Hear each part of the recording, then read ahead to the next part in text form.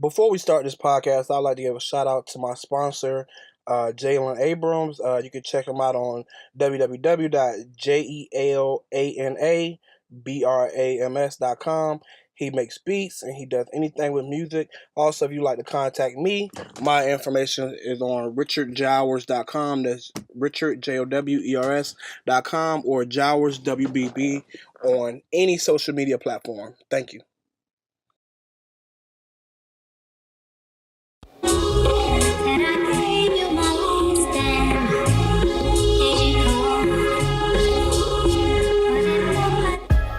Greetings. My name is Richard Jowers, and this is my podcast.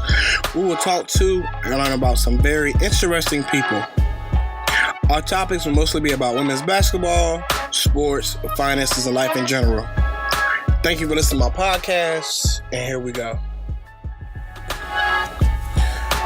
All right, we're here today with Coach Emias Oliver. He's the director of Michigan Crossover.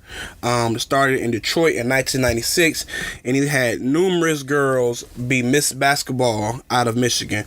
How are you, Coach Oliver? I'm doing pretty good. How about yourself? I'm doing great. So we're going to go over a couple of questions. You one of the big guys in exposure basketball. I'm actually out of Virginia, North Carolina, currently in Alabama. And you're in Detroit today, or are you somewhere in Michigan? Yeah, I'm in Detroit. You in Alabama right now? I'm in Tuscaloosa, Alabama. I'm here for getting my doctorate. Okay. Yes, sir. Yeah. Okay. Yeah, I got a lot of relatives in the area. Alexander City, Gaston, and Muscle Shoals. So my parents are from. Cool. Okay, I heard of Muscle Shoals. Okay. All right, so question number one. This is something I think that's very interesting. Let's hear your story about it. But how did you get into women's basketball? Believe it or not, my niece started. I had a sister that passed away some years ago. And, she heard my niece going along, and that kind of how I got involved. Me working with her, and it was a kid years ago who I used to work out. And she asked me, Rachel Guyton and Danielle Jones, they asked me, they said, you start a team, hey, we'd love to play for you. Okay. And we started a little small program, a little one team, and it just kind of grew to something that I never thought it would grow to. And that's pretty much how it started, man. My niece kind of she wanted to get involved in it. She was like 8 or 9 at the time. We started her off and started a little team around that, and it kind of grown. And now she coaches with. Oh, that's great. That's great. I definitely think that the teams that start when the girls are younger end up being the best teams, man. They end up beating everybody. You really can't divide them. I think those are the best teams, in my opinion. Yeah. Okay. So can you tell me about the Michigan crossover? How did it start, and where do you see it in the next couple of years? Yeah. Obviously, our goal is to win the Nike Girls EYBL. I mean, that's, I can remember when we were one of the first grassroots programs when they first started it, back Felicia Hall and a few others, when we first had a inaugural meeting back, when was that? Like 2000 or 99 or something like that. When she was over the Not All-American. Yeah. And, pretty much our mission crossover, man, is to provide opportunity for the youth and, help them fulfill their dreams academically, socially, and athletically. I mean, it's, I feel like us, we're the best at the, the purest as far as basketball can get, as far as youth basketball. So it's about the game, it's about our program, our coaches, and we want to provide our youth with opportunities to learn from the best coaches and compete at the highest level of competition that you possibly can. We feel like EYBL does that. And you can showcase your skills in front of a lot of college coaches, in front of your peers. And ultimately, at the end of the day, with our program is to make lifelong friends. And just here in another few weeks, Kara Braxton, who played for us in another years at Detroit Shock, is getting married. And I think Kara's around 34, 35. And the beauty of it is, I was reading some of her bridesmaids, little bios, and they were talking about Kiera. One of the bridesmaids, Kinetic Glenn, said that she met her over 20 years ago, and she playing with the Michigan crossover. So that kind of makes you feel good when you can have lifelong friends, and you 30-something years old, and some of the players you participate with are in your wedding. So that's the beauty of this. Yeah, man, it's definitely all about relationships and helping these kids become better people and just building their relationship. That's great, man. That really is. Tell me this. What are some of the issues that you see in girls basketball or women's basketball now? That's kind of a question. I kind of look back and I think about some of the things. Obviously, when players when they transfer or a coach comes into a new program, sometimes there's some mistreatment there. Because that's not the particular kid that you recruited. So a lot of times coaches will leave you right out that program if you're not one of their particular kids. Those are some of the things that I have, because sometimes, a kid or a player, they at a particular school, and they sign with a coach and they get fired, then the new coach comes in and kind of runs them off. So that's, players working on skill development. We need more kids, obviously, working on their skills. Because I know at the youth level, there's a lot of kids missing layups and not making free throws. And that just comes in putting in the work. And I think those are issues that kids have to really horn in and really take the time. You just can't show up and wake up in the morning and feel like, I'm going to go to the game and I'm going to finish my layups or make my free throws. You got to put the work in. If you don't, the results won't be there. And one last thing as far as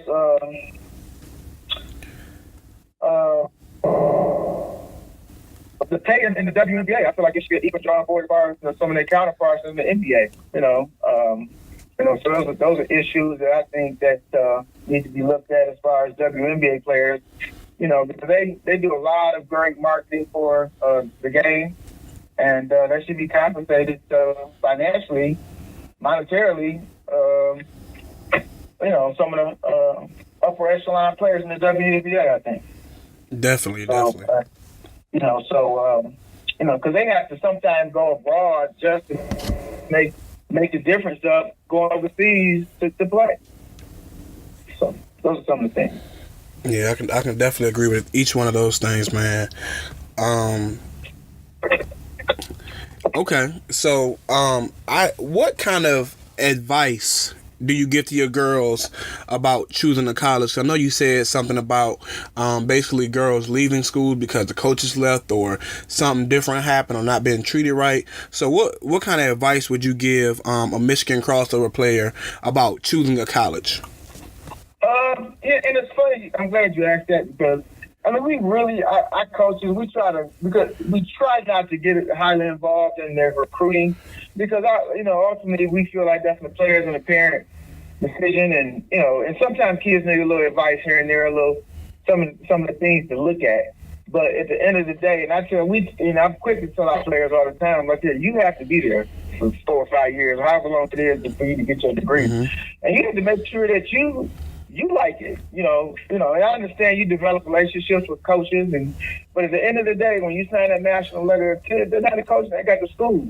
If that coach leaves that school, would you still be happy and would you still enjoy being at that university? So some of the things that you can kind of get them a hint about and make sure that they pick a school that academically fits their needs. Because sometimes kids get, we always want to talk about, make sure you pick the school where they're playing, how many kids are behind your position or, how many kids, did he run your style of stats and all that kind of stuff.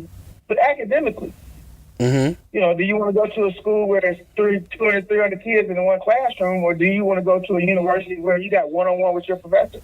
Right. And I think, sometimes that plays a big part in it as far as the ratio student-professor, because at the end of the day, when you get my age, just basketball be a mere conversation piece. You give a little spiel on what you did, and they give a little spiel on what but did basketball use you, or did you use it?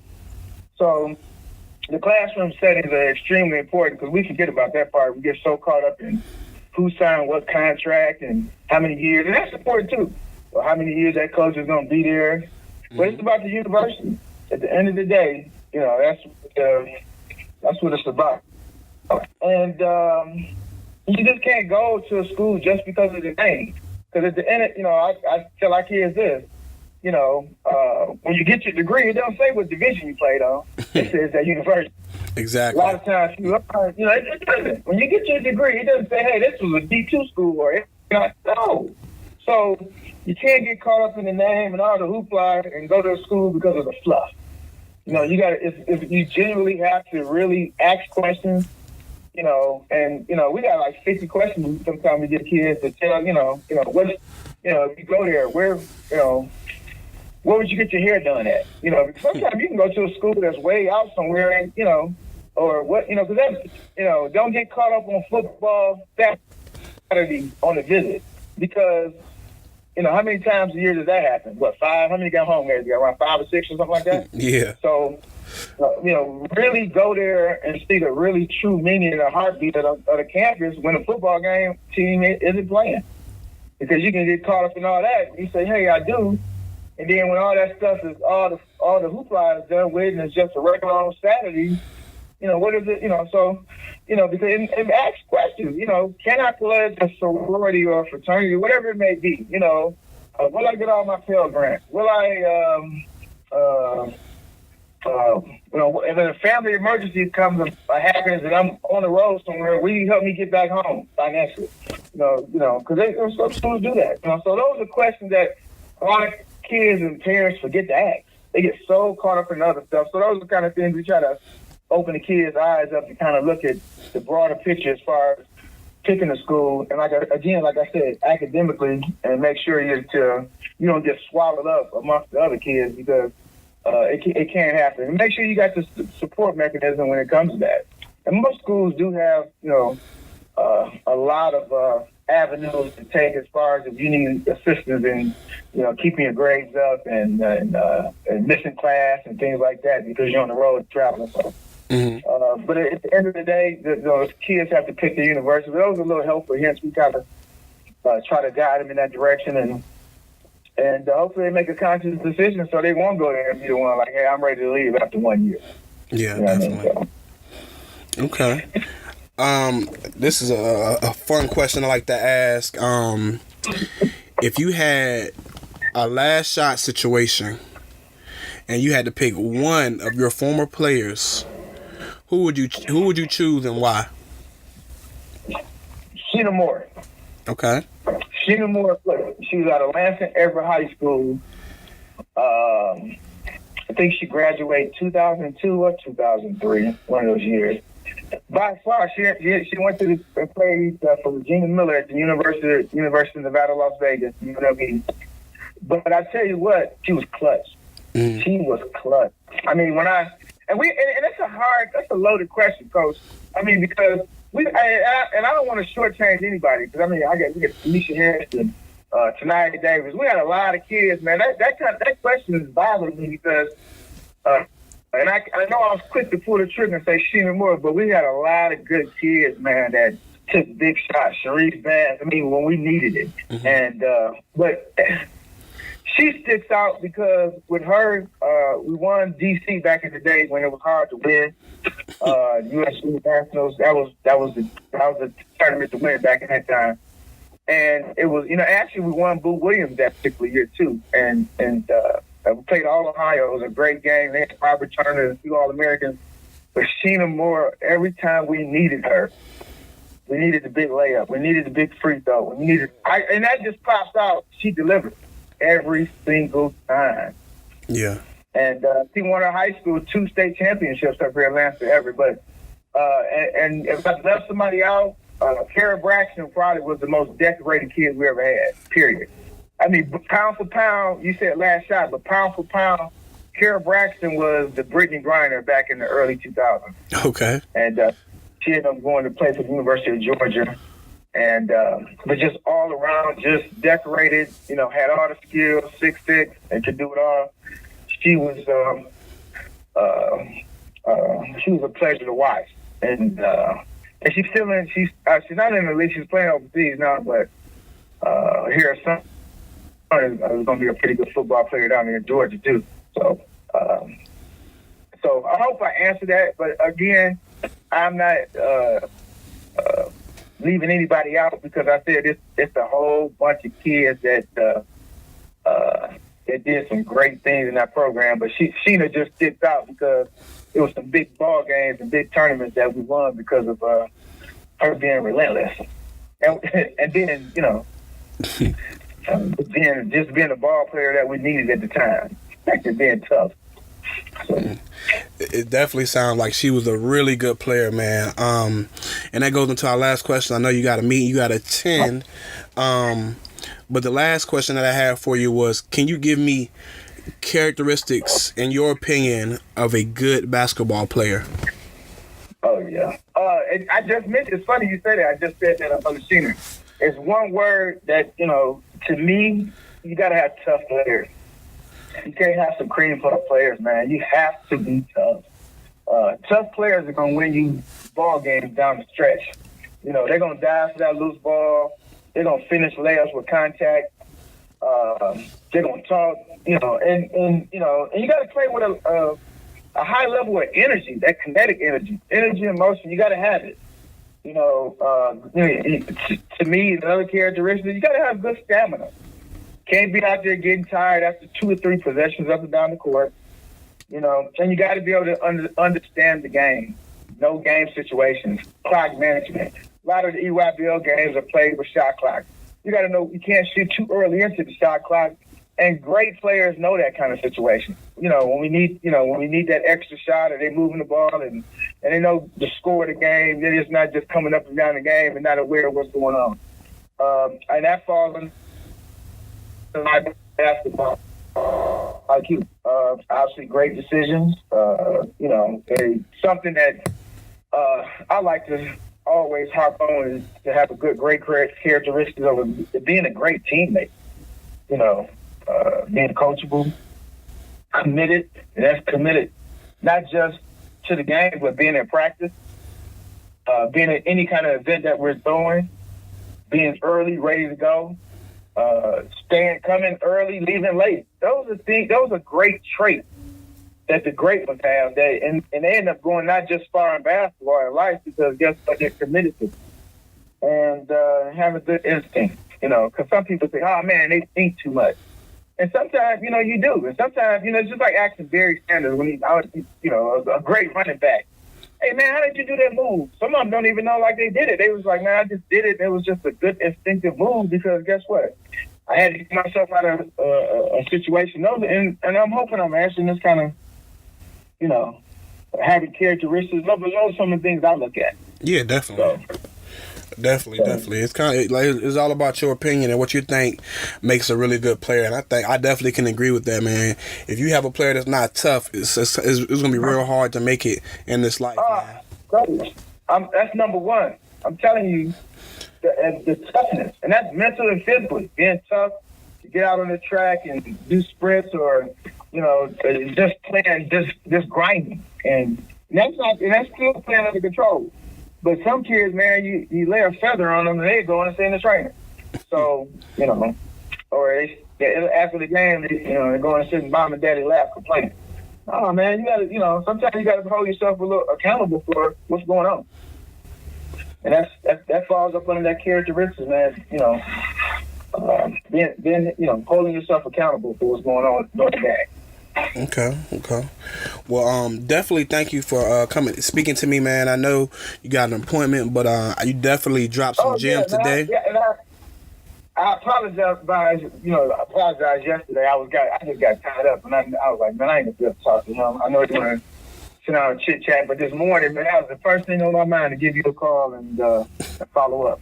Well, definitely thank you, man. I'm gonna be honest, man. I seen you guys play in so many tournaments, man. It's just like, I love how your team works. They're always just heady. They're smart. They have IQ. They're definitely tough. They're fast, and they just go out there to play, man. And that's just on all levels. It's kind of hard to catch an organization that has the 17U playing like the 16U, playing like the 15U and under, man. It's kind of, and I can just see that with your organization. Everywhere I've been, I definitely seen that, man. So, again, thanks for putting together a good program, and thank you for talking to me. It's definitely. Hey, I appreciate you taking the time, man, and acknowledging our kids in the state of Michigan, because we have another gentleman who does you know Jason out of LBI? Yeah, definitely. Yep. Yeah, he does some stuff in North Carolina as well. So yeah, I definitely know who that is. Yeah. Yep. So, hey man, I appreciate you taking the time to reach out to me, and if I can give any assistance, man, feel free to give me a call. Okay. Thanks, man. Have a great day. You betcha. Again, that was Coach Emez Oliver of Michigan Crossover. I would definitely like to give a great shout out to him and his organization for just talking to me and allowing us to just learn some of the things about his program and about his life. Thank you. And that brings the end to this podcast. I would like to thank everyone for listening. And please don't forget to lift as you climb.